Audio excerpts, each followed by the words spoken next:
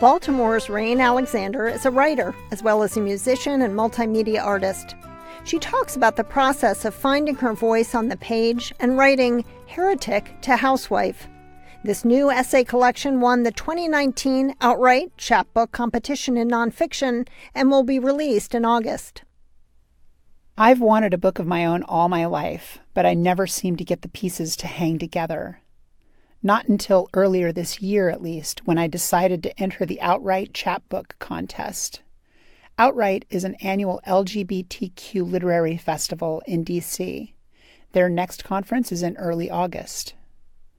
I collected all the essays I've published over the last 16 or so years and began to collage them, rejecting the precious ones and those that needed a heavier editorial hand. And in the end, they loved my collection enough to bind it and brand it. From childhood, I wanted nothing more than to see my name on the title page of a book. As a trans child, I worried that no one would ever see past my being trans, that my ideas and feelings would never be valued. As a trans child, I began to realize that I would never be an author. I would at best be a trans author and a woman author.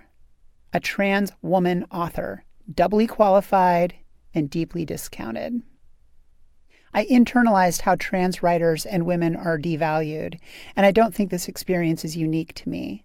I think that writers of all kinds find themselves in this place and struggle to undo the damages while searching for the words to describe beginnings and middles and ends.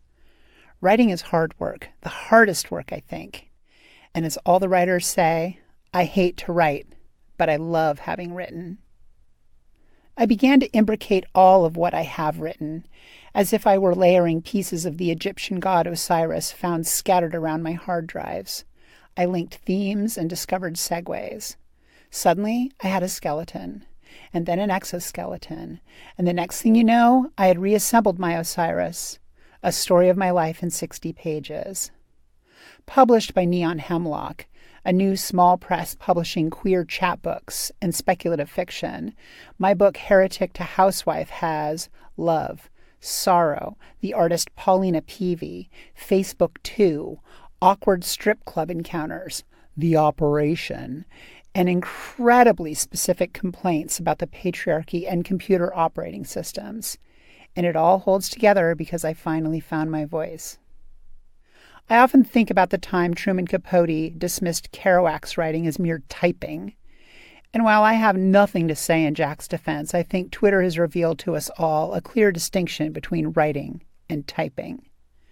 Writing can be incredibly easy, especially if the outcome doesn't matter, but when the stakes are raised, so is my pen.